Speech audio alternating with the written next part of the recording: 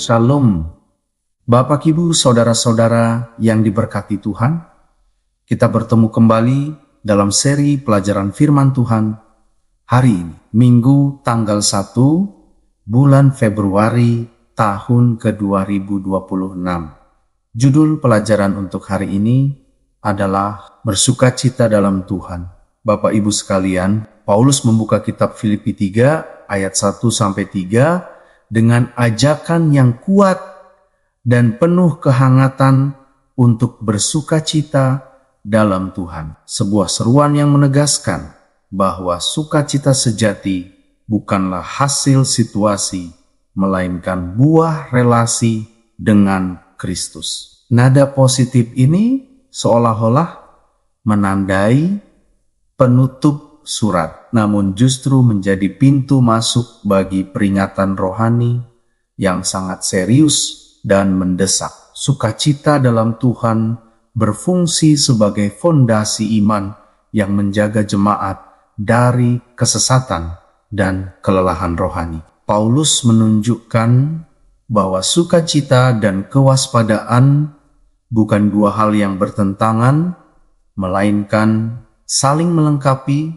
dalam kehidupan Kristen. Orang percaya digambarkan sebagai mereka yang hidup dalam pujian, tetapi tetap sadar akan bahaya yang mengancam kemurnian iman. Saudara-saudara sekalian, pusat dari sukacita Kristen menurut Paulus adalah sikap percaya penuh kepada Kristus, bukan kepada kemampuan, identitas, atau keunggulan lahiriah manusia. Dia dengan tegas menyatakan bahwa orang percaya adalah mereka yang beribadah oleh Roh Allah, bermegah dalam Kristus Yesus, dan tidak menaruh percaya pada hal-hal lahiriah. Pernyataan ini mengoreksi kecenderungan manusia beragama yang mudah mengandalkan prestasi rohani dan simbol-simbol keagamaan. Sukacita sejati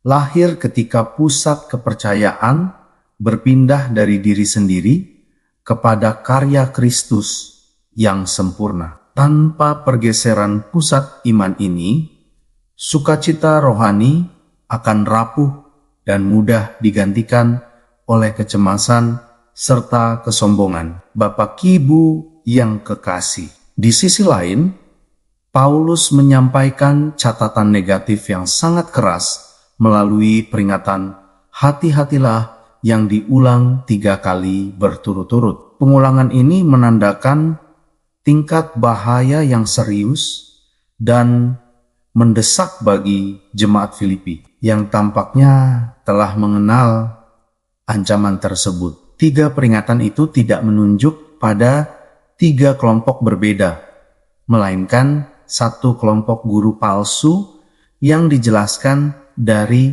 3 sudut pandang. Mereka disebut anjing-anjing, pekerja-pekerja jahat, dan penyunat-penyunat palsu, istilah yang menggambarkan kerusakan ajaran dan motivasi mereka. Bahasa yang tajam ini menunjukkan bahwa kesalahan doktrinal bukan sekadar perbedaan pendapat, melainkan ancaman nyata bagi iman dan sukacita jemaat. Saudara yang terkasih, sebutan anjing-anjing memiliki latar belakang Perjanjian Lama yang merujuk pada orang-orang yang tidak setia dan tidak berjaga secara rohani. Guru-guru palsu ini juga disebut pekerja jahat karena aktivitas keagamaan mereka justru merusak iman, bukan membangun kehidupan rohani. Istilah penyunat-penyunat palsu menyoroti usaha mereka memaksakan sunat sebagai syarat keselamatan, bertentangan dengan Injil kasih karunia. Tindakan ini mengulang konflik yang pernah muncul di Galatia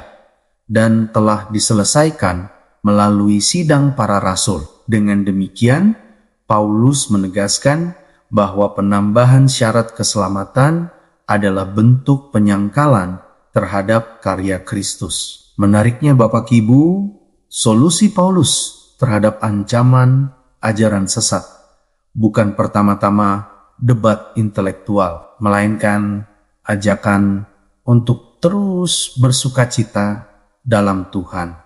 Sukacita rohani berfungsi sebagai perlindungan batin yang menjaga orang percaya tetap berakar pada Kristus. Apa yang menjadi sumber sukacita akan membentuk arah hidup dan keputusan iman seseorang. Ketika sukacita berpusat pada Tuhan, iman menjadi stabil dan tidak mudah digoyahkan oleh ajaran menyimpang. Sukacita bukan sekadar emosi, melainkan disiplin rohani yang menjaga kemurnian iman. Bapak Ibu terkasih, Alkitab secara konsisten menunjukkan bahwa Tuhan menghendaki umatnya hidup dalam sukacita yang berakar pada kebenaran firman-Nya. Sukacita sejati lahir dari pengalaman akan kemurahan Allah, perlindungannya dan kepastian keselamatan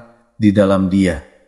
Firman Tuhan menjadi pedoman kebahagiaan yang melampaui keadaan, termasuk dalam ketaatan kepada hukum-Nya dan penghormatan terhadap hari Sabat. Mempercayai janji Tuhan dan melihat karya-Nya dalam keluarga juga menjadi sumber sukacita yang mendalam. Sukacita Kristen mencakup seluruh dimensi kehidupan, baik pribadi maupun masyarakat. Saudara-saudara yang terkasih, sebagai kesimpulan pelajaran kita hari ini bahwa bersukacita dalam Tuhan adalah panggilan rohani yang menempatkan Kristus sebagai pusat iman, sumber sukacita dan dasar keselamatan. Paulus mengajarkan bahwa sukacita sejati tidak meniadakan kewaspadaan, melainkan memperkuat keteguhan iman